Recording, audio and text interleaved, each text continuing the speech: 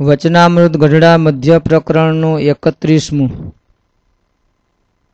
મનન દ્વારા બ્રહ્મનો સંગ કર્યાનું. સંવત 1880 શ્રાવણ સુધી ચોથને દિવસ શ્રીજી મહારાજ શ્રી ગઢડા મધ્યે દાદા ખાચરના દરબારમાં પોતાને ઉતારે વેદિકા ઉપર ગાદી તકિયા નખાવીને વિરાજમાન હતા ને સર્વે શ્વેત વસ્ત્ર ધારણ કર્યા હતા અને કાળા છેડાની ધોટલી મસ્તકે બાંધી હતી અને પોતાના મુખારવિંદની આગળ પરમહંસ તથા દેશ દેશના હરિભક્તની સભા ભરાઈને બેઠી હતી અને પ્રાગજી દવે પાસે શ્રીમદ ભાગવતમાં કપિલ ગીતાની કથા વંચાવતા હતા. પછી કથાની સમાપ્તિ થઈ ત્યારે શ્રીજી મહારાજ પરમહંસ પ્રત્યે બોલ્યા, જે સર્વે કારણના પણ કારણ ને અક્ષરાતીત ને પુરુષોત્તમ એવા જે વાસુદેવ ભગવાન તે મહાપુરુષ રૂપે કરીને મહામાયાને વિશે વીર્યને ધરે છે. તે પુરુષ અક્ષરાત્મક છે, મુક્ત છે અને એને બ્રહ્મ કહે છે. અને એ પુરુષે માયામાં વીર્ય ધર્યું ત્યારે માયા થકી પ્રધાન પુરુષ દ્વારા એ વૈરાજ પુરુષ ઉત્પન્ન થયા. ત્યારે વૈરાજ પુરુષ તે પુરુષના પુત્ર કહેવાય. જેમ આ જગતમાં કોઈ બ્રાહ્મણ, ક્ષત્રિય, વૈશ્યાદિક જે પ્રાકૃત માણસ હોય ને તેની સ્ત્રીમાંથી તેનો દીકરો થાય તેમ વૈરાજ પુરુષ થાય છે. એવા જે વૈરાજ પુરુષ ત્યાં જીવ જેવા જ છે અને એની ક્રિયા પણ આ જીવના જેવી જ છે. અને તે વૈરાજ પુરુષની દ્વિપ્રાર્ધ કાળની આવરદા છે. દ્વિપ્રાર્ધ કાળની આવરદા છે. અને આ જગતની ઉત્પત્તિ, સ્થિતિ ને પ્રલય એની 3 અવસ્થા છે. જેમ જીવની જાગ્રત, સ્વપ્ન અને સુષુપ્તિ 3 અવસ્થા છે તેમ અને વૈરાજ પુરુષના વિરાટ સૂત્રાત્મ અવ્યાકૃતે 3 દેહ છે ને તે દેહ અષ્ટાવરણે યુક્ત છે ને દેહ મોહ તત્વાદિક જે 24 તત્વ તે દ્વારે થયા છે. ને તે વિરાટને વિશે ઇન્દ્રિયો અંતઃકરણને દેવતાએ પ્રવેશ કર્યો અને એને ઉઠાડવા માંડ્યું ને વિરાટનો જીવ પણ માય હતો પણ એ વિરાટ ઉઠ્યું નહીં. અને જ્યારે ક્ષેત્રજ્ઞ એવા જે વાસુદેવ ભગવાન તે પુરુષ રૂપે કરીને એમાં આવ્યા ત્યારે વૈરાટ દેહ ઉઠ્યું ને વૈરાજ પુરુષ પોતાની ક્રિયાને વિશે સમર્થ થયા. અને એ જ જે ભગવાન ત્યાં જીવને પ્રકાશાને અર્થે સુષુપ્તિ રૂપ માયા થકી પર રહ્યા થકા એ જીવને વિશે સાક્ષી રૂપે રહ્યા છે. તો પણ જીવને દેહ ઇન્દ્રિયોને વિષય તેનો સંગ ઘણો થયો છે. માટે સંગ દોષે કરીને એ જીવ દેહાદિક રૂપ થઈ ગયો છે.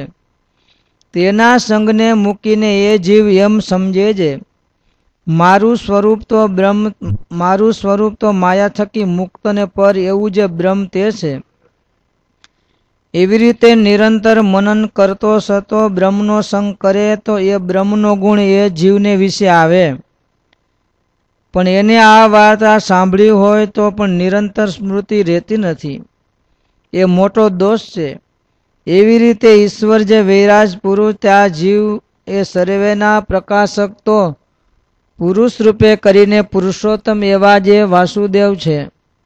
અને વૈરાજ પુરુષ પણ જીવની પેઠે બદ્ધ છે ને દ્વિપ્રાર્ધ સુધી પોતાની આવરદા ભોગવે છે. ત્યાં સુધી બદ્ધ વર્તે છે. અને એનો પ્રલય થાય ત્યારે એ પુરુષનો સંબંધ સાક્ષાત થાય છે. કેમ જે એનો બાપ જે પુરુષ તે સમર્થ છે તે એટલો એને જાળવે છે. અને વૈરાજ પુરુષને માયાનો સંબંધ રહ્યો છે માટે પ્રલયને અંતે પાછો માયામાંથી ઉપજે છે. અને આ જીવ છે તે જેવો બદ્ધ છે ને અસમર્થ છે તેવી જ રીતે એનો જે બાપ હોય તે પણ બદ્ધ ને અસમર્થ હોય. માટે બાપ તે દીકરાની શી સહાય કરે. માટે એને સુષુપ્તિ રૂપ માયાનો સંબંધ નિરંતર રહે છે, ટળતો નથી. એ તો જ્યારે પૂર્વે કહ્યો તેવી રીતે નિરંતર પોતાના પ્રકાશક જે બ્રહ્મ તેનો મનન દ્વારા સંગ કરે ત્યારે ટળે.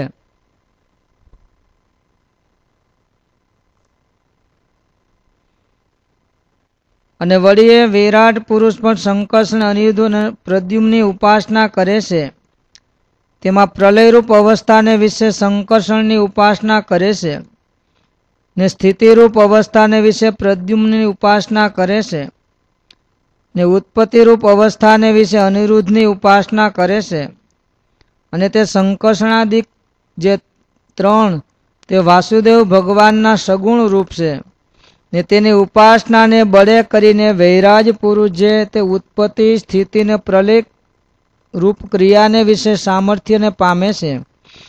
અને જ્યાં સુધી ત્રણની ઉપાસના કરે છે ત્યાં સુધી એને ઉત્પત્તિ સ્થિતિ અને પ્રલયરૂપ જે માયાનો સંબંધ તે ટળતો નથી.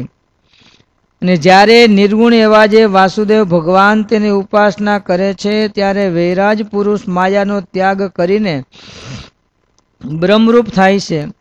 જેમ આ જીવ છે તે બ્રહ્માદિક દેવરૂપ ભગવાનની ઉપાસના કરે ત્યારે ધર્મ અર્થ કામરૂપ ફળને પામે છે. અને જ્યારે ભગવાનના અવતાર જે રામકૃષ્ણાદિક તેની ઉપાસના કરે ત્યારે બ્રહ્મરૂપ થાય ને એની મુક્તિ થાય. તેમે વૈરાટ પુરુષને પણ છે. અને વૈરાજ પુરુષ દ્વારા એ અવતાર થાય છે એમ શાસ્ત્રમાં કહ્યું છે. તે તો એમ સમજવું છે એ જે વાસુદેવ નારાયણ તે પુરુષ રૂપે કરીને વૈરાજ પુરુષને વિશે આવીને વિરાજમાન હોય ત્યારે અવતાર કહ્યા છે. માટે તે અવતાર તો સર્વે વાસુદેવ ભગવાનના જ છે. અને વાસુદેવ ભગવાન જ્યારે પ્રતિલોમપણે એ વૈરાજ પુરુષ થકી નોખા પડી જાય ત્યારે કેવળ વૈરાજ પુરુષ થકી અવતાર સંભવે જ નહીં. માટે એ થકી અવતાર તો એને વિશે વાસુદેવ આવ્યા છે તે સારું કહ્યા છે. અને એને વિશે વાસુદેવ જે ક્ષેત્રજ્ઞ તેણે પ્રવેશ કર્યો નહોતો ત્યારે એ વૈરાજ પુરુષ પોતાની ક્રિયા કરવી તેને વિશે પણ સમર્થ નહોતા થયા. અને પૂર્વે જે પુરુષ કહ્યા તે માયામાં ગર્ભ ધરે ત્યારે પ્રધાન પુરુષ દ્વારા એ એક એવો જ વૈરાજ પુરુષ રૂપ દીકરો તે થાય. અને એ જ માયામાંથી અનેક પ્રધાન પુરુષ દ્વારા એ બીજા પણ ઘણા એવા વૈરાજ પુરુષ રૂપ બ્રહ્માંડ થાય છે. અને તે પુરુષ તો નિરન છે ને મુક્ત છે ને બ્રહ્મ છે ને માયાના કારણ છે. તે માયાને વિશે લોમપણે વર્તે છે તો પણ એને માયાનો બાધ થતો નથી ને માયાને વિશે એને ભોગની ઈચ્છા નથી. એ તો પોતે બ્રહ્મ સુખે સુખિયા છે ને પૂર્ણ કામ છે.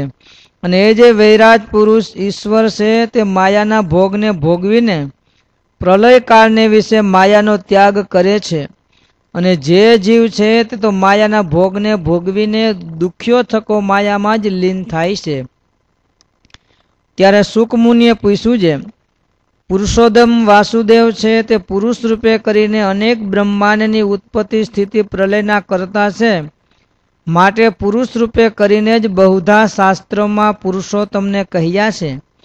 ત્યારે પુરુષમાન વાસુદેવમાં કેટલો ભેદ છે. ત્યારે શ્રીજી મહારાજ બોલ્યા છે જેમ આ જીવને વિશે ને વૈરાજ પુરુષ ઈશ્વરને વિશે ભેદ છે અને વળી જેમ ઈશ્વરને વિશે ને પુરુષને વિશે ભેદ છે તેમ પુરુષ ને પુરુષોત્તમ એવા છે એવા જે વાસુદેવ ભગવાન તેને વિશે એવો ઘણો ભેદ છે. ને પુરુષોત્તમ વાસુદેવ તો સર્વેના સ્વામી છે. અને એવા અક્ષરાત્મક પુરુષ બ્રહ્મરૂપ ઘણાક છે. તે જે તે વાસુદેવના ચરણારવિંદની ઉપાસના કરે છે ને સ્તુતિ કરે છે. એવી રીતે પુરુષોત્તમ પુરુષ ઈશ્વર જીવ અને માયા એ પાંચ ભેદ અનાદિ છે. તેવી રીતે વાર્તા અમે ઘણીક વાર કરી છે. પણ એનું મનન કરીને સારી પેઠે પોતાના અંતરમાં ઘેડ બેસાડતા નથી. એટલે શાસ્ત્રના શબ્દને સાંભળીને સમજણમાં ઠા રહેતો નથી. ને ઠાવકી ઘેડ બેસાડી હોય તો એની સમજણ કોઈ દિવસ તે શબ્દને સાંભળવે કરીને ફરે નહીં. માટે આ વાર્તાને સારી પેઠે વિચારજો ને લખજો. એવી રીતે આ વાર્તા શ્રીજી મહારાજે કરી છે તે લખી છે. ઇતિ વચનામૃતમ ગઢડા મધ્ય પ્રકરણનું 31મું થતું આવું. સહજાનંદ સ્વામી મહારાજની જય. હે મહારાજ, શું યાદ રાખ્યું કયો જી કીર્તનપ્રિય સ્વામી?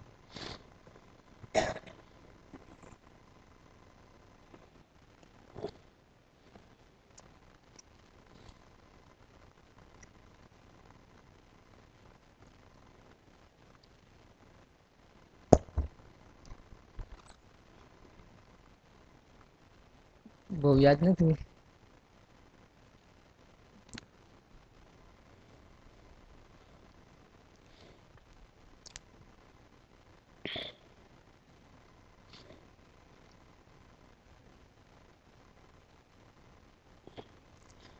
સૃષ્ટિકાળનું વચનામૃત છે. મહારાજ કે આ 5 ભેદ અનાદિ છે, એની વાત તમે ઘણી વાર કરી છે, પણ તમે સારી પેઠે ધારતા નથી ને વિચારતા નથી, એટલે શબ્દ સાંભળીને ભ્રમી જવાય છે. ભ્રમી જવાય. સારી પેઠે ઘેર બેસાડી હોય તો પછી ભ્રમે નહીં. આમ તો સૃષ્ટિકાળનું વચનામૃત છે. આ લોકોને તો આવડી જ જવું જોઈએ.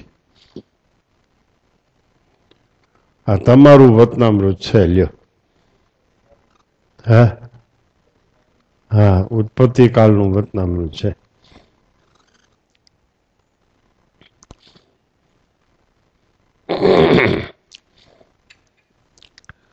શું યાદ રાખ્યું ભાર્ગવ ભગતને? કઈ યાદ રહ્યું?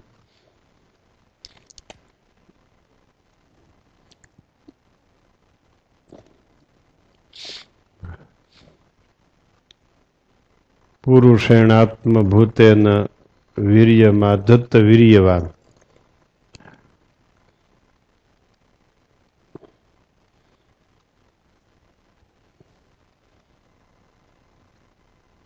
મહાપુરુષ મહામાયાની વિશે વીર્ય ધારણ કરે છે મહારાજ.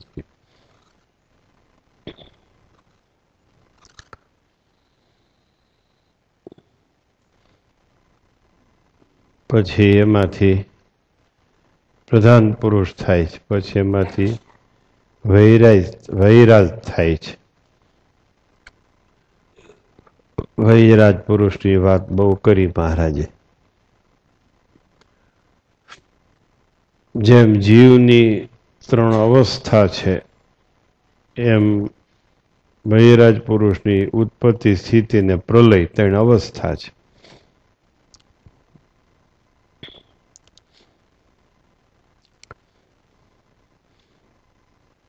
આ વાત આખી પૃથ્વી ઉપરની છે.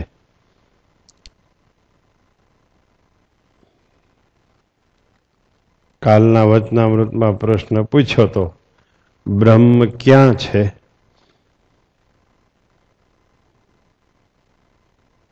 ક્યાં સાબિત થયું? બ્રહ્મ કેવું છે? બ્રહ્મ ક્યાં છે? જ્યાં પ્રકૃતિ પુરુષના ભાવ નથી ત્યાં. જેમાં પ્રકૃતિ પુરુષના ભાવ નથી એ. વૈરાજ પુરુષ ક્યાં છે?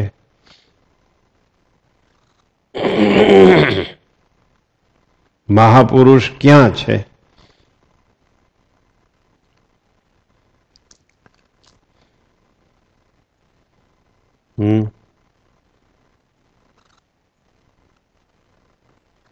એમ પ્રશ્ન કરો તો એનો જવાબ અહીંયા છે એમ જ આવશે વચનામૃત સમજાણા પછી. ઉત્પત્તિ કાળનું કોઈ પણ તત્વ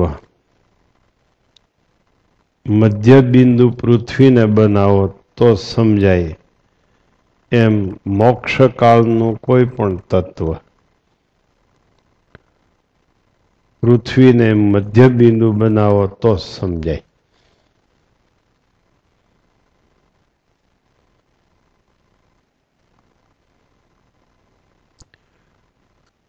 ન્યાયશાસ્ત્રની દ્રષ્ટિએ 7 તત્વો પૃથ્વી ઉપર કાયમ છે, મૂર્તિમાન છે, અનાદિ છે. અને 7 તત્વોથી જુદું કાંઈ નથી.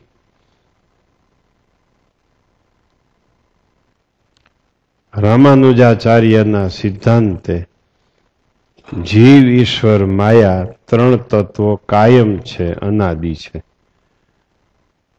એ પૃથ્વીને મધ્ય બિંદુ રાખીને સમજી શકાય છે. શ્રીજી મહારાજના સિદ્ધાંતે જીવ, ઈશ્વર, માયા, બ્રહ્મ અને પરબ્રહ્મ એ પાંચ તત્વો કાયમ અનાદિ છે. પૃથ્વીને મધ્ય બિંદુ બનાવીને સમજી શકાય છે.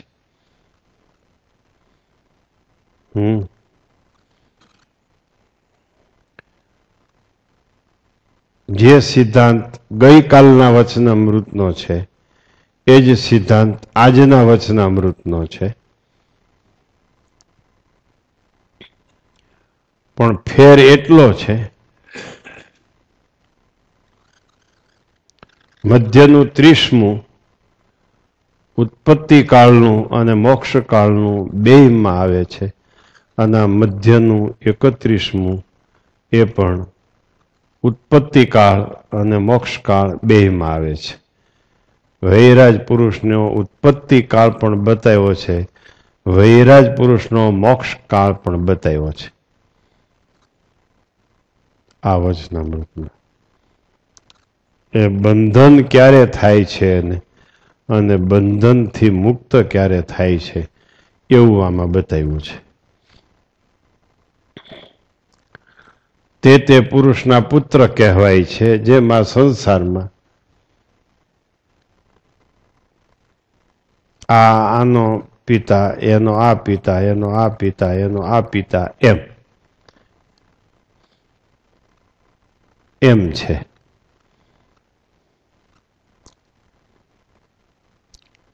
મહાપુરુષ છે એ પહેલા વેલા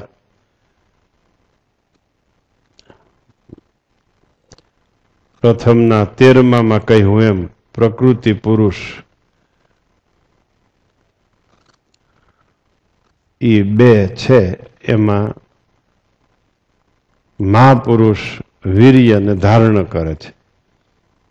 મહાપુરુષને પુરુષોત્તમ કહેવાય છે, એટલે ઉત્પત્તિ કાળનો પ્રથમ પુરુષ એને મહાપુરુષ કહેવાય છે ને પુરુષોત્તમ કહેવાય છે.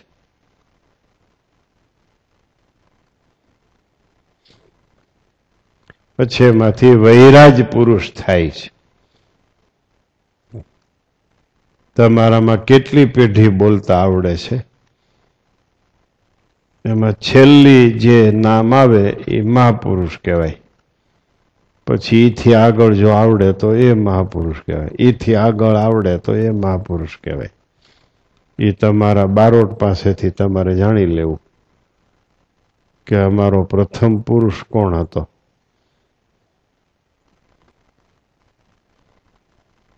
બીજું કાંઈ આમાં અઘરું નથી, લેશ માત્ર. એ વૈરાજ પુરુષ ઉત્પત્તિ કાળમાં અનિરુદ્ધની ઉપાસના કરે છે, સ્થિતિ કાળમાં પ્રદ્યુમ્નની ઉપાસના કરે છે, પ્રલય કાળમાં સંકર્ષણની ઉપાસના કરે છે. ત્યાં સુધી બદ્ધ રહેવાના, એને ઉત્પત્તિ કરતા જ આવડવાની, સ્થિતિ કરતા આવડે ને એનો સંહાર કરતા આવડે, એને જન્મ દેતા આવડે, પછી એનું પોષણ કરતા આવડે. આજ્ઞામાં ન રહે તેને દંડ દેતા આવડે, એ સંકર્ષણનું કામ છે. હરખો ન હાલે તો એને થોડાક 5 વીઘા જગ્યા ઓછી આપે, ઓલો હરખો હાલે અને 5 વીઘા જમીન વધારે આપે. રે એમાં ને એમાં ઉત્પત્તિ સ્થિતિ પ્રલયમાં, જ્યાં સુધી અનિરુદ્ધ સંકર્ષણ ને પ્રદ્યુમ્નની ઉપાસના કરે છે ત્યાં સુધી.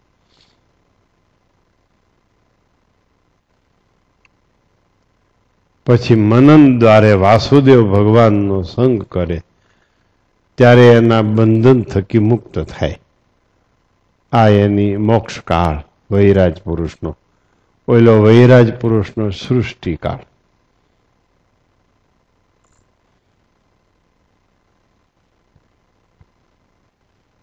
પછી જીવનું દ્રષ્ટાંત આપ્યું. જીવ જેમ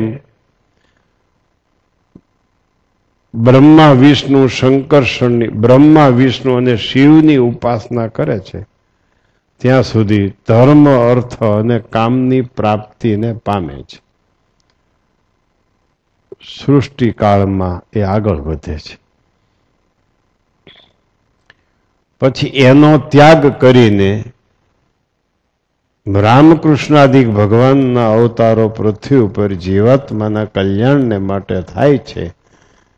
એની ઉપાસના કરે તો એ જીવ બ્રહ્મરૂપ થાય છે.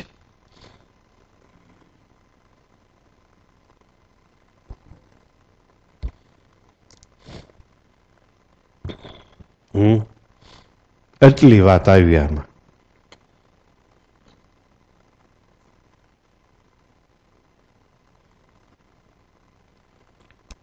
હું કીધું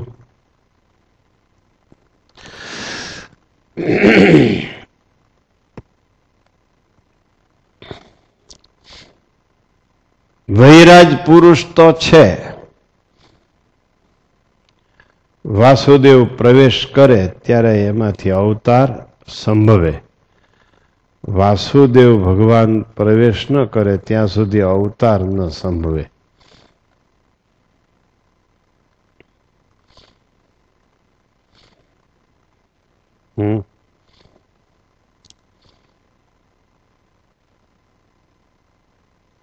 શરીર હોય આ શરીર, પણ ચૈતન્ય ન હોય ત્યાં સુધી હલી ચલી શકે નહીં. વાસુદેવ પ્રવેશ ન કરે ત્યાં સુધી એની ક્રિયા કરવા સમર્થ થતું નથી. વૈરાજ પુરુષ રૂપ બ્રહ્માંડ એમ આવ્યું.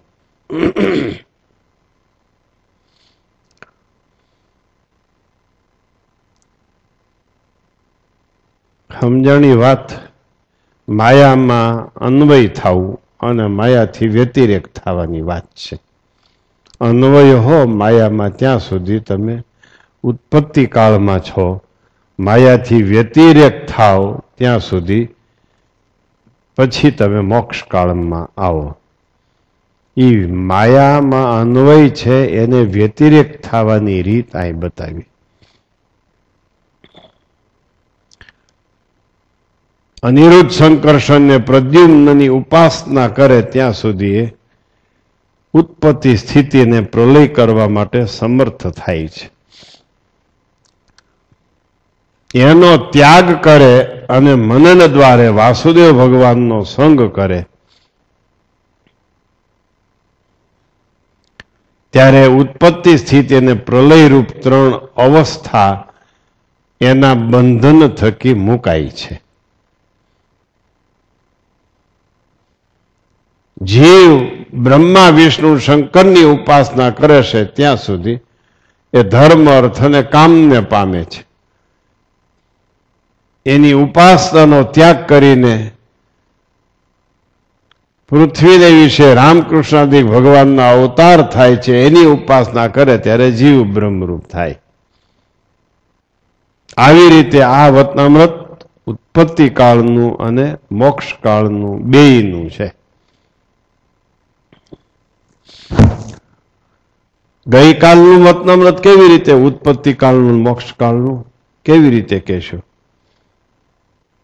મોક્ષ કાળનું કેવી રીતે કહેશો?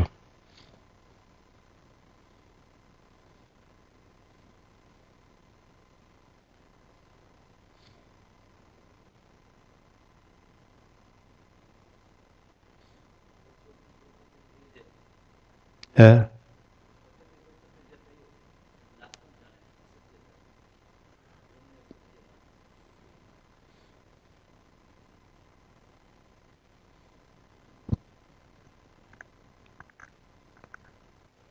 બધા સાંભળ્યા નથી સરખું તમે?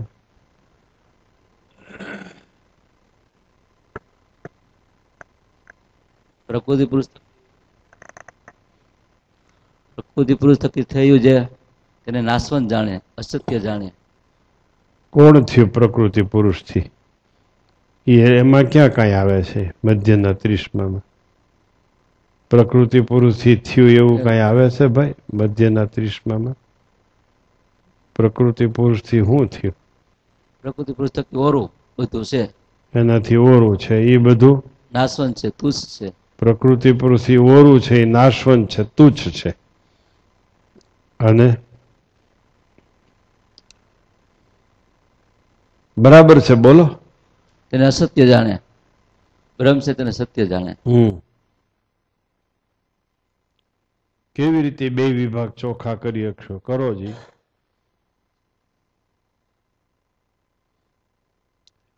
આમ બરાબર આમ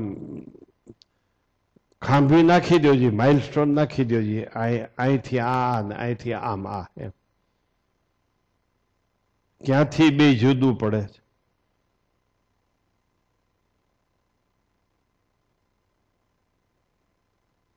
તમને ખબર છે? કયો જી. હે? પ્રકૃતિ પુરુષથી પર જે શુદ્ધ ચૈતન્ય બ્રહ્મ છે એ તત્વ મોક્ષ કાળનું છે, અને પ્રકૃતિ પુરુષથી ઓરું જે કીધું છે એ બધું, અને પ્રકૃતિ પુરુષ પોતે એ બધું છે સૃષ્ટિકાળનું બધું, સૃષ્ટિકાળનું છે.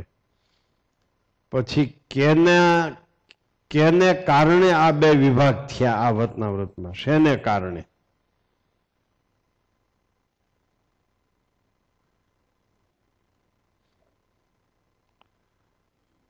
હું તમને કહું છું, તમે ક્યારે મોક્ષ કાળમાં આવો ને ક્યારે સૃષ્ટિ કાળમાં આવો? આ તમને હું પ્રશ્ન પૂછું છું, કયો. એ પ્રકૃતિ પુરુષથી પર જે શુદ્ધ ચૈતન્ય બ્રહ્મ છે એને સત્ય માનીએ અને સ્વરૂપ માનીએ ત્યારે મોક્ષ કાળમાં છીએ. બસ. અને એ સિવાય ઉત્પત્તિ કાળમાં છીએ. બસ. એને સત્ય ન માની શકાય એટલે એથી ઓરા.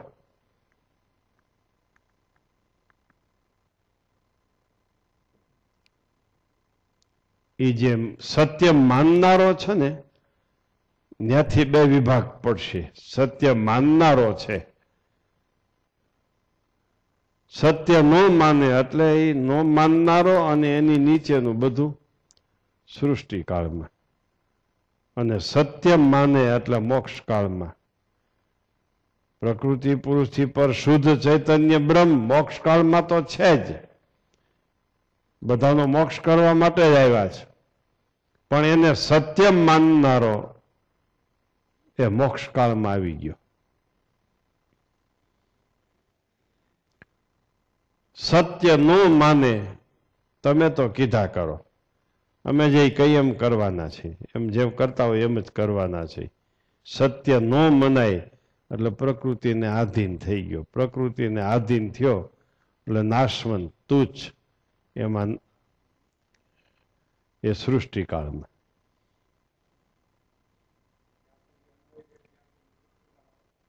અન્વય સ્વરૂપ છે ત્યાં સુધી સૃષ્ટિકાળમાં, વ્યતિરેક સ્વરૂપ થવાય ત્યાર પછી મોક્ષકાળ.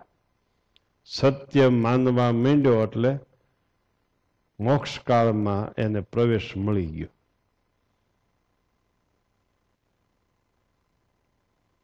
વૈરાજ પુરુષ મનન દ્વારે વાસુદેવ ભગવાનનો સંગ કરે એટલે એને મોક્ષ કાળમાં પ્રવેશ મળ્યો. એ એની ત્રણ અવસ્થાથી જુદા મીંડા પડવા. જીવ છે એ બ્રહ્મા વિષ્ણુ શંકરને મૂકીને રામકૃષ્ણાદિક ભગવાનના અવતારોની ઉપાસના કરે એટલે એને મોક્ષ કાળમાં પ્રવેશ મળ્યો.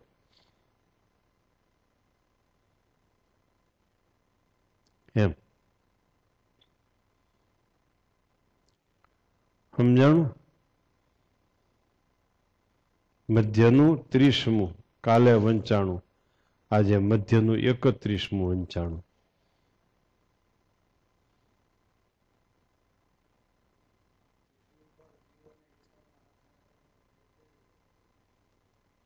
જીવ કાયમ કંગાળ, ભિખારી, ભિક્ષુક, મારું શું થશે? ગમે એટલું હોય તો હું કલ્યાણના માર્ગમાં ગમે એટલા સાધન કરે તો એમ માને મારું શું થશે? હું ક્યાં ધામમાં જઈશ? આવી રીતે જેને વર્તાય એ જીવ કહેવાય. ઈશ્વર કાયમ અભિમાની છે.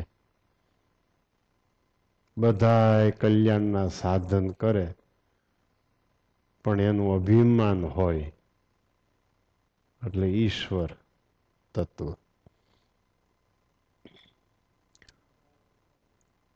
સત્સંગમાં ગમે ત્યાં જઈને ફરતા હોય ને એટલે ઘણા હરિભગત પોતે જે કરતા હોય એનું મને વર્ણન કરવા. હું એટલા દંડોત કરું છું ને એટલી માળા કરું છું ને એટલા ધારણાપણા કરું છું, બાફેલા મગ ખાઉં છું ને વઘારેલા મગ ખાઉં છું. પોતે પોતાની વાત મને કરવા.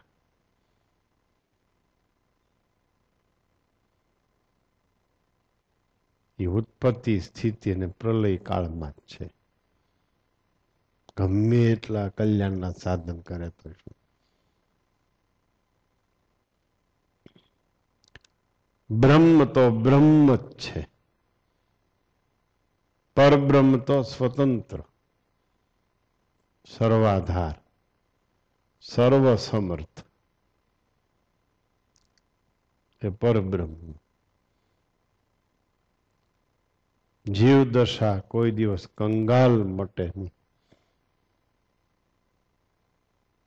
રાંક મટે નહીં, માગણ મટે નહીં. માગણ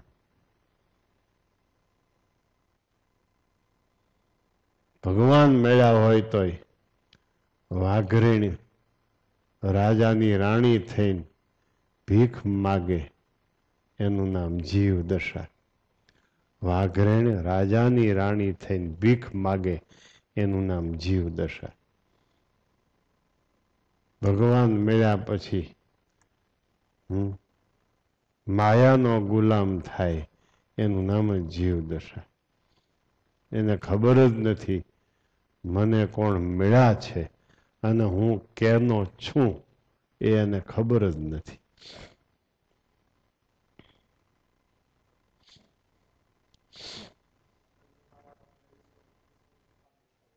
બસ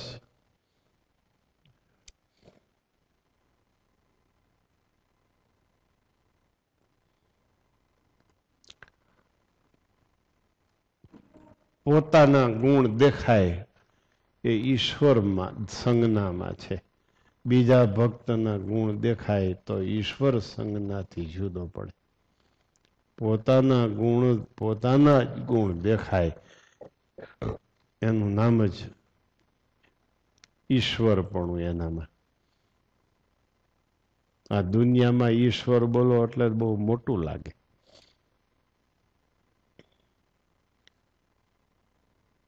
પોતાના ગુણ દેખાણા એટલે અભિમાન આવવાનું.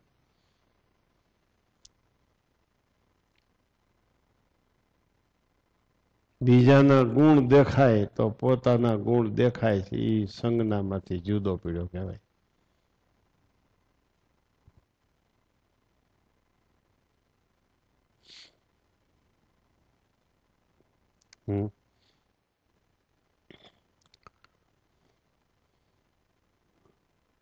શું કીધું કયો જી ભાઈ?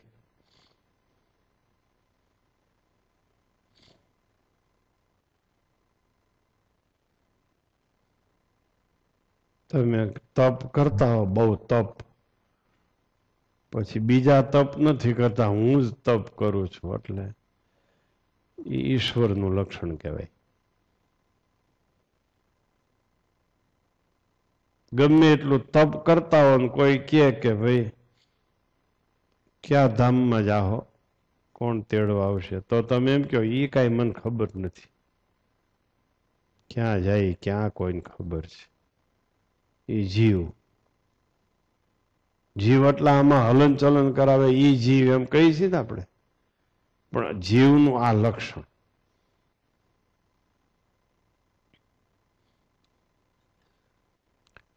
એટલે પોતાની સેવાનું અભિમાન હોય, પોતાના ગુણનું અભિમાન હોય, પોતાની આવડતનું અભિમાન હોય. એમાં આપણે જીવ ને ઈશ્વર થઈ જતા હોય કાંઈ ખબર ન પડે. ક્યારે અભિમાનમાં વર્તતા હોય. કાંઈ ખબર ન પડે.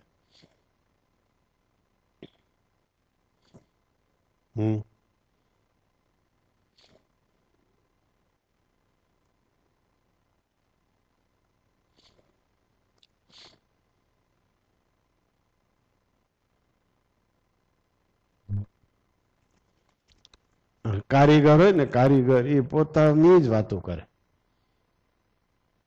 ફર્નિચર નો કારીગર હોય ને, એને તમારે કામ દેવું હોય ને, જો ઓલા બંગલામાં જોઈ આવો એ મારું કામ કરેલ છે, ઓલી સોસાયટીમાં જોઈ આવો એ મારું કામ કરેલ છે. એમ એમ પોતાના વખાણ ને પોતાનું અભિમાન એ કારીગર કહેવાય.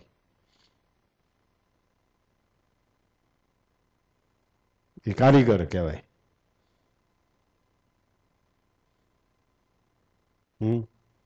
હા, નરેશભાઈ ને કોઈ પૂછે કેવું કામ કરો તો કે ફરેણીમાં બધું કામ આપણું કરેલું છે, જોઈ આવો. કોઈ આપણા કામને ભૂગે નહીં. ભલે ને વેલ્ડિંગના ગઠોડા એમને રાખી દીધા હોય, ઘસ્યા વગેરેના.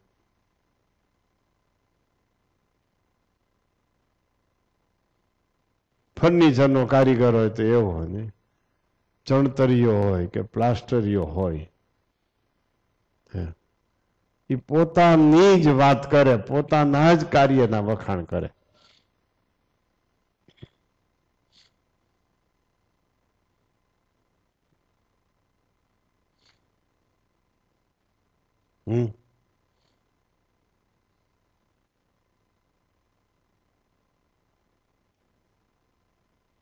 સમજ્યું? આ બધું અન્વય સ્વરૂપ, એનાથી આપણે જુદું પડવાનું છે. એનાથી જુદું પડવા માટે પ્રકૃતિ પુરુષથી પર છે એની સામે નજર છે, કે પ્રકૃતિ પુરુષથી ઓરું છે એની સામે નજર છે?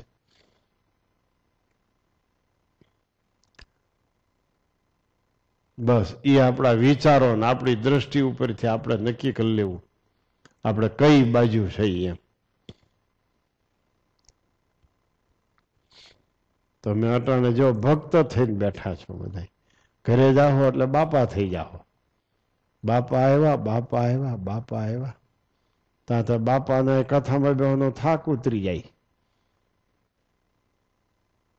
ત્યાં ગયા એટલે અન્વય, અહીંયા બેઠા એટલે વ્યતિરે, અહીંયા ભક્ત ને ત્યાં ગૃહસ્થ.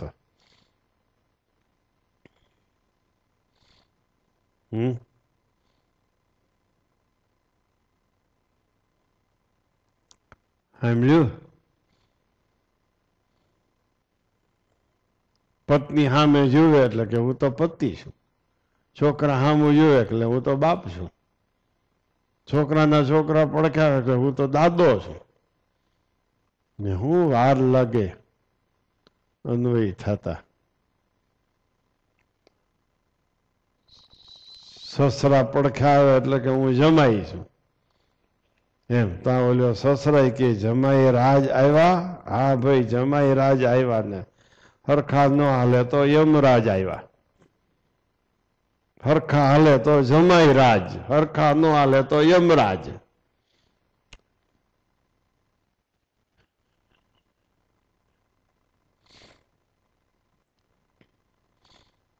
આમ જો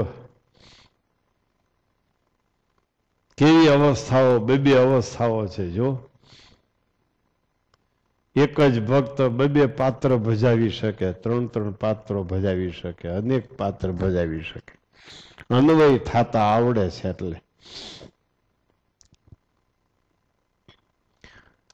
સ્ત્રી સામું જોઈએ તો એટલે હું તો પુરુષ છું એમ એને લાગે. પુરુષ સ્ત્રી પુરુષ સામું જોઈએ તો એમ લાગે કે હું તો સ્ત્રી છું. આવી અન્વય થવાની અવસ્થાઓ છે.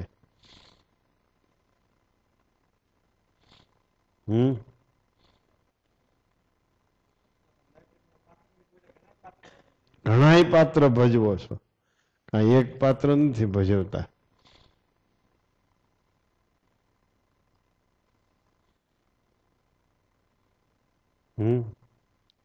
હાવ ઈ રસ્તો બંધ કરી દો તો એક પાત્ર આવે, ભક્તનું પાત્ર ભજવી શકાય. એ રસ્તો બંધ કરી શકો તો એ તો કઈ બંધ થાય નહીં. એ ક્યાંથી બંધ થાય? આપણે એમ કહીએ તો કરે કોણ? લ્યો, આ એક કરે તો એટલે બધું હાલે છે, કારણ કે મહાપુરુષ છે પોતે. મહાપુરુષે મહામાયાને વિશે વીર્ય ધારણ કર્યું. આ એક છે એટલે તો હાલે છે. આ એક નો એટલે હું ઉજળ થઈ જાય બધું. એની માને છે. હું નો તો આખું ઉજળ થઈ જાય. એની માને છે.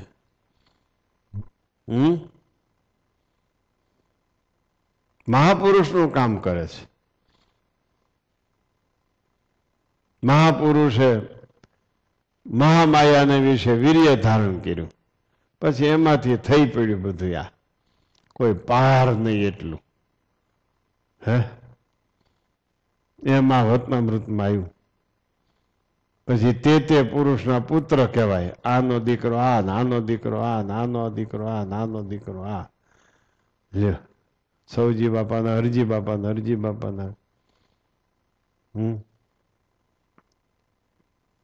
બોલા વિઠ્ઠલભાઈ, વિઠ્ઠલભાઈના પંકજભાઈ, પંકજભાઈના ઉત્સવ કુમાર. ઉત્સવ કુમાર આ બાજુ વળી જાય તો અહીંયા પૂરું થઈ ગયું. પછી ઓલી બાજુ વળે તો હાલતું રે. તે પુરુષના પુત્ર કહેવાય. હાલતું રે. બીજું હું ન્યા? હા,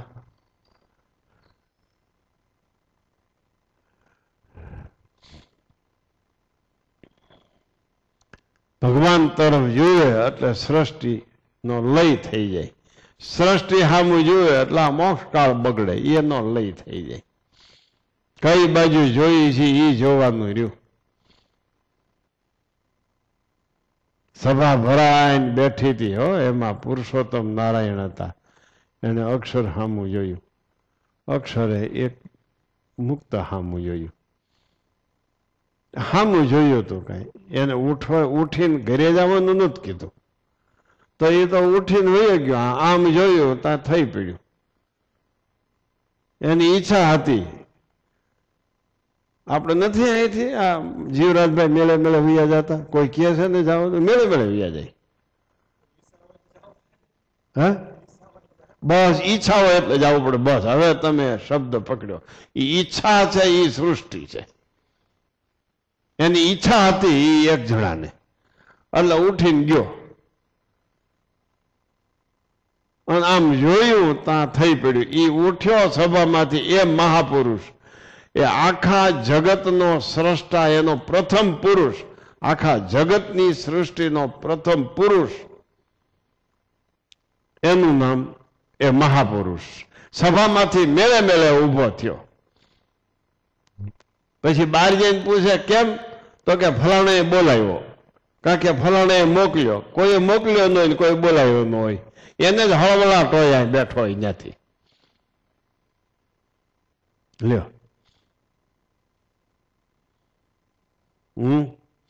પછી બ્રહ્મા તો ક્યાંય દૂર આવે. પેલા એ મહાપુરુષ, આપણે બ્રહ્માને જ કહી છે ને. બ્રહ્મા તો ક્યાંય છેટી પેઢી છે, પણ પહેલો એ મહાપુરુષ. એ મહાપુરુષને શાસ્ત્રમાં પુરુષોત્તમ પણ કહેવાય છે. એમ પુરુષોત્તમ એટલે સૃષ્ટિકાળના પુરુષોત્તમ. જેટલા પુરુષો થયા એમાં ઉત્તમ એ બધાને જોડનારો. બધાને જોડનારો. એને પાછું કાંઈ ન કરવું પડે. લ્યો, આ ગોવિંદભાઈ બધાને ઉઠાડીને બધાને લગાડીને આવી ગયા અહીંયા. એને કાંઈ નહીં કરવાનું. એમ પાછા મોક્ષકાળમાં પુરુષોત્તમ સહજાનંદ સ્વામી, એને કાંઈ નહીં કરવાનું. એ બધાને અભયદાન આપ્યા કરે, મોક્ષ આપ્યા કરે, નિર્ભય કર્યા કરે.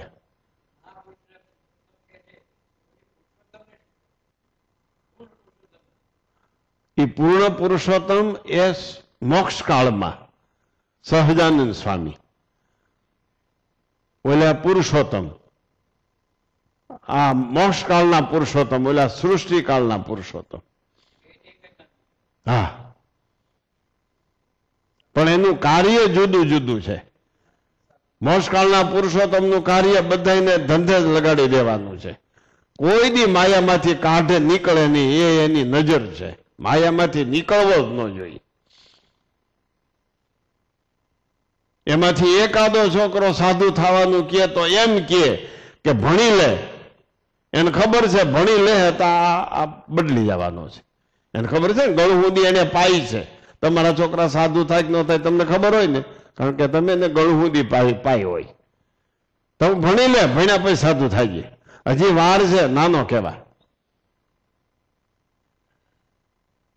જો એનું કામ, એનું ધંધો જી કે ભગવાનને માર્ગે કોઈ જાવો ન જોઈએ.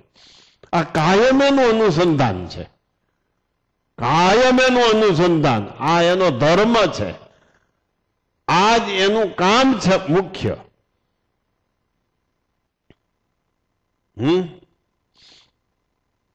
આ કેટલાય આ ગામડેથી ગામડામાં ભૂલ્યા પડે એવા મીડા એ રાજકોટ ને અમદાવાદ ને સુરતમાં કોઈ મુંબઈમાં જામી ગયા હાવ. છોકરા ને એના છોકરા ને એના છોકરા ને બધું કર્યું, મંદિરે જવાનું કોઈને ન કીધું. હોય સત્સંગી, કારણ કે સંસારના માર્ગમાં સૃષ્ટિકાળમાં એ હું મંદિરે જવાનું કીએ, એ હું પૂજા લેવાનું કીએ, એની શીકલ જ નથી. હે સમજાણું? એ બધું શીખવો તમે. પૂજા કરતા માળા કરતા મંદિરે જતા એ ન શીખવો. કદાચ એ શીખવો પણ સંસારમાં દુઃખ છે એમ ન શીખવો. સંસારમાં દુઃખ છે એમ શીખવો તો તમે સંસારમાં નથી, તો તમે મોક્ષકાળમાં વહી ગયા.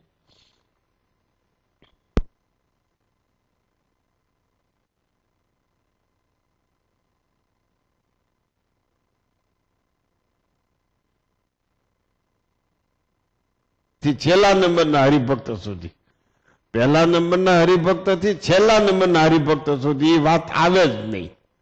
તમે દીક્ષાંગને કીધું વિનુભાઈ સાધુ થઈ જાય, ન કયો ને, કારણ કે રાઠોડ પરિવારના પુરુષોત્તમ છો તમે, મહાપુરુષ. ન કીએ, જો ન કીએ કોઈ, ગમે એવો હરિભગત હોય તો હું એ સાધુ થાય એમાં આડો આવે, પોષણ નો આપે. ગમે એવો હોય તો હું લઈ આવો ગમે ત્યાંથી.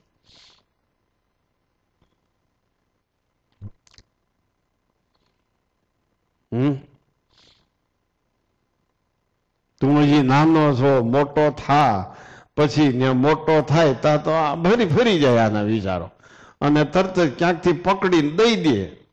જે હલો જોગીન મકવાણી માલી મેળ ખાઈ જાય, ક્યાંકથી કણબીને કણબીન મળી જાય, એમ કડિયાને કડિયાળો મળી જાય, અને ન મળે તો ગમે ત્યાંથી આવે તો હાલે છે. બધી નાત એક જ હરખી છે, એમાં હું ન્યા એ ક્યાં મોટી વાત છે? ન મળે નાતમાં તો એમ એ ભલે બીજી નાતમાં પરણી લે પણ સાધુ થતો નહીં હો. આ જે શંકર થાય એ પછી જે શંકર થાય એ બે થી થાય એ વર્ણ શંકર જ કહેવાય ને શાસ્ત્ર પ્રમાણે.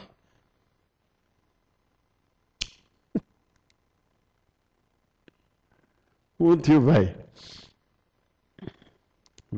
નવીનભાઈ?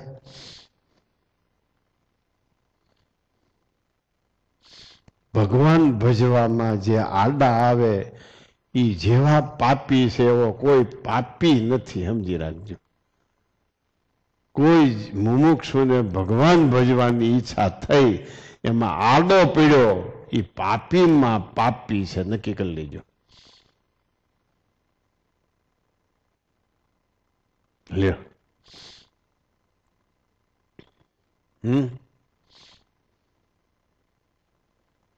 તમારે સંસારમાં છૂટાછેડા કરે એનું પાપ લાગે એમ કહેવાતું ને ગોવિંદભાઈ. અને 3 ગામને તરભેટે ગામ બહાર છૂટાછેડા થતા. એ પાપનો માર્ગ છે. માયાથી છૂટો કર્યો. એક બાઈને હેરાન કરી, એક છોકરાને હેરાન કરવો છે, તો માયામાંથી છૂટા પાડો એ પાપ છે, તો ભગવાનમાંથી છૂટા પાડો એ પાપ નહીં. જો એ મહાપાપ, ઓલું પાપ ના મહાપાપ.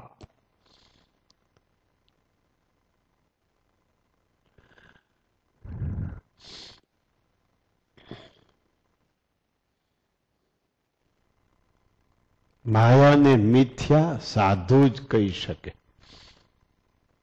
કારણ કે માયાથી છૂટા પડેલા છે. તમારા ગૃહસ્થમાં કોઈ માયાને મિથ્યા ન કહી શકે, કારણ કે માયાથી છૂટા પડેલા નથી. અને એમાં રહીને મિથ્યા કે તો કોક એમ કે તારું તો પેલા સંભાળ.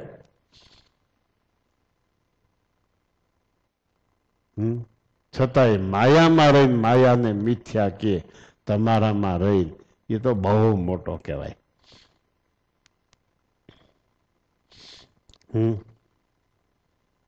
ઘણા દાખલા એવા છે, ગૃહસ્થો ઘણા એવા થઈ ગયા અત્યારે છે.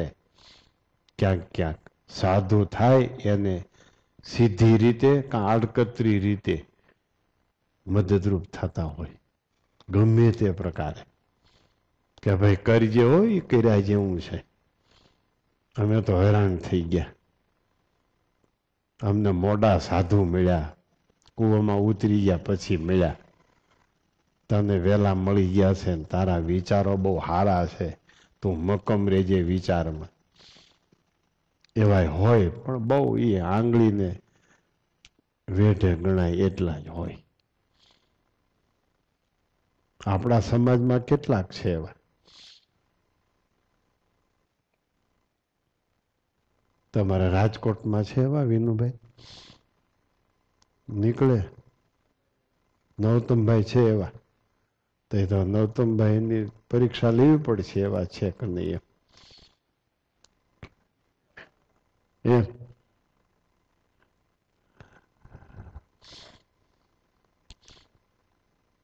પાછા એમ કે આબરૂ જાય તો શું કરવું? આમાં કેટલા કે આબરૂ વધારી તમારામાં કેટલા કે આબરૂ વધારી? એકલા હો તો આબરૂ વધારી હોય એવો. છૂટાછેડા થાય તો એ આબરૂ નથી જાતી. સાધુ થઈને પાછો ઘરે આવે તો આબરૂ વહી જાય. એક આબરૂનું કાંઈ લેવા દેવા આપણને નથી. આપણે એક જ વિચાર છે, માર્ગે જાવો ન જોઈએ. આ એક જ વિચારમાં આપણે રમીએ છીએ. આબરૂ જવાની વાત કરતા હોય તો આબરૂ જાય એવી કોઈ એક પણ કામ ન કરવું જોઈએ. બીજું તો ઘણાય કામ આબરૂ જાય એવા કરી નાખીએ. દારૂ પીવો, જુગાર રમવો, કેટલાય વ્યવહારમાં લાખો રૂપિયાનો વ્યવહાર કરીને વાતમાં ફરી જવું, કોકને દગો દેવો, કોઈના ગળા કાપી નાખવા, કોઈને શીશામાં ઉતારી દેવા, આબરૂ જાય એવા કામ તો ઘણા કરી નાખતા હોય. પણ આશય ભગવાન નહીં.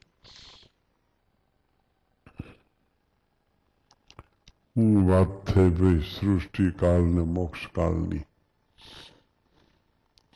વચનામૃત બે સમજાણા?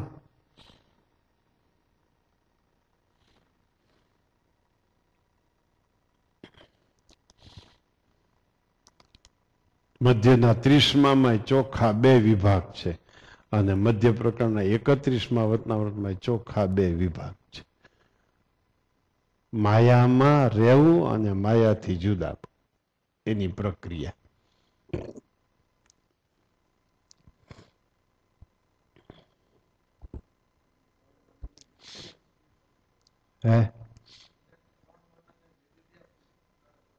હા, શ્રવણ મનને નિધિધ્યાસ કરે પછી સાક્ષાત્કાર થાય.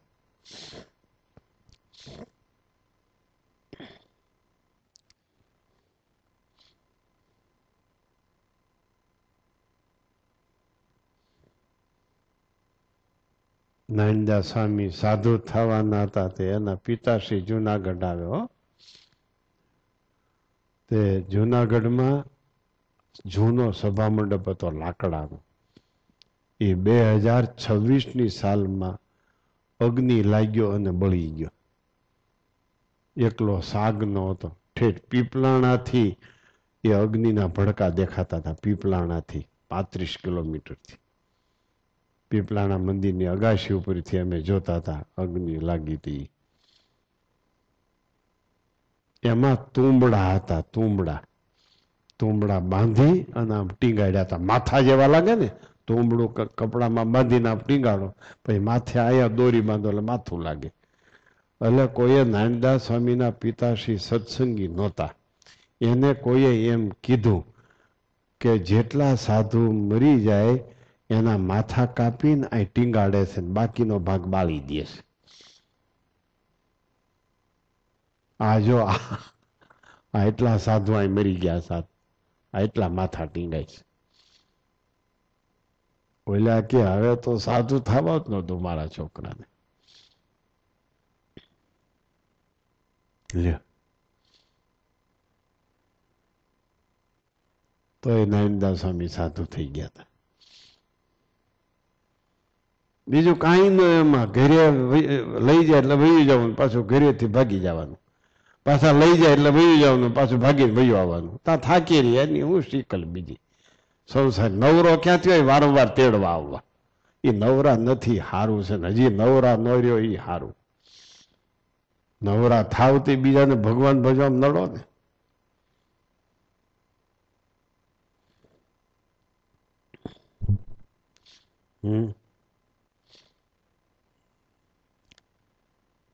નાનદાસ સ્વામી એવી રીતે સાધુ થયા. એના પિતાશ્રી સત્સંગી નહોતા, સાધુ થવા દેવા જ નહોતા.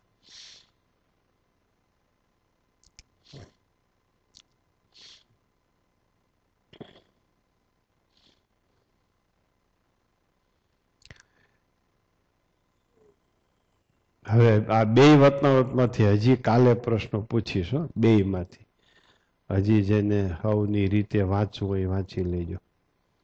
બે વચનામૃતમાંથી કાલે હજી પ્રશ્નોત્તર થશે.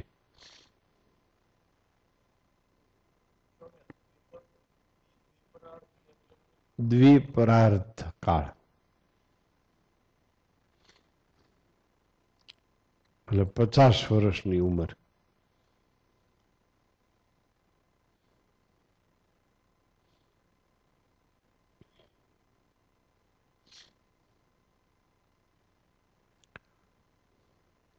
પછી યુગ પ્રમાણે એ નક્કી કરી શકાય.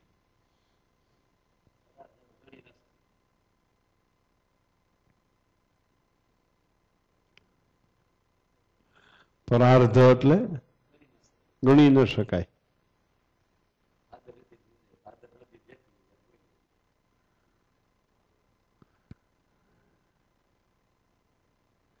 તમે આ તમને કોણે કીધું? આ હે વિજ્ઞાનમાં એવું છે. પરાર્ધ એટલે ગણી ન શકાય.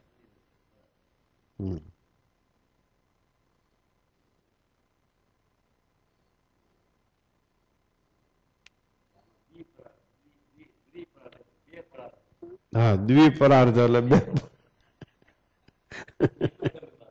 હે એમાં પાછું ડબલ. ન ગણી શકાય એનું ડબલ.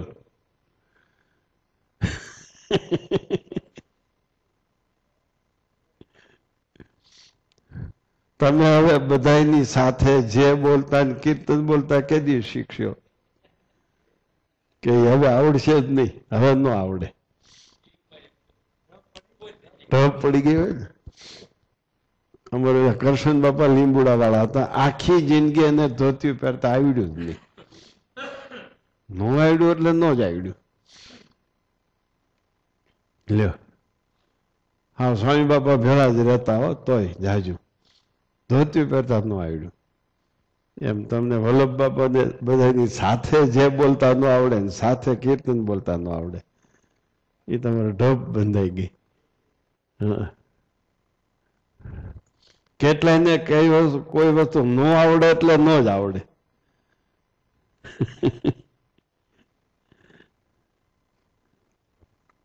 આપણો લાંબો છેડો આગળ રાખીને કૃષ્ણ બાપા પાછળનો છેડો લાંબો રાખતા, પછી પાછળથી ઓઢે, આમ ચાદરો જે મોટી ને પાછળથી ઓઢે.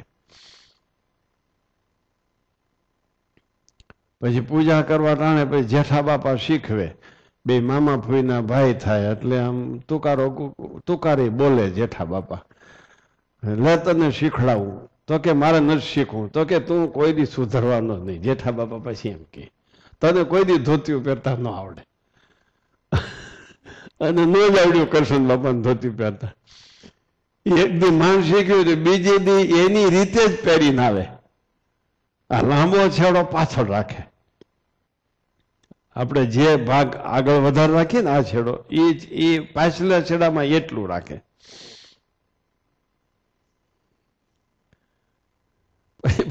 પાછળથી આમ ઓઢે. પણ પ્રવચન કરતા સભામાં એને જ આવડે, બીજા કોઈ ન આવડે એવું પ્રવચન કરતા. બાઇબલ ને કુરાનની વાતો હોતી કરી શકતા, એવડો એનો અભ્યાસ હતો. એ ન મળે, ઘરે ન મળે, ખેતરે ન મળે, ક્યાંય ન મળે, હગાની ત્યાં ન મળે, પછી એનું સરનામું હોય લાઇબ્રેરી. કે કરશન બાપા ક્યાં છે? તો કે લાઇબ્રેરીમાં છે. લાઇબ્રેરીમાં જઈને શહેરમાં કલાકો સુધી વાંચે બધા ધર્મના શાસ્ત્રો, અને ખાવા પીવાનું પણ ભૂલી જાય. એવો બધો એને વાંચવાનો શોખ હતો. બહુ વાંચતા. સભામાં પ્રવચન કરતા હોય એવું પ્રવચન કરે જાણે કોઈ મોટો વિદ્વાન હોય એવું પ્રવચન કરતા.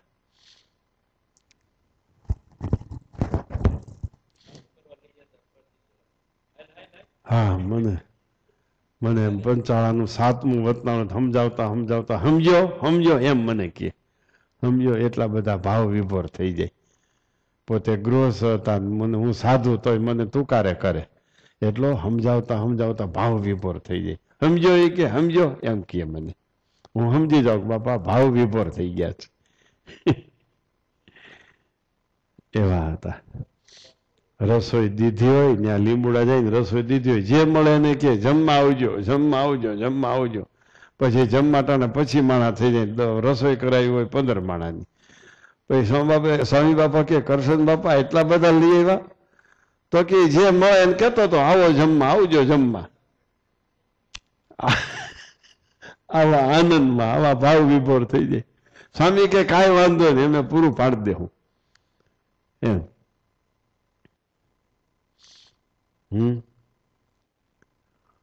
સમજાણું?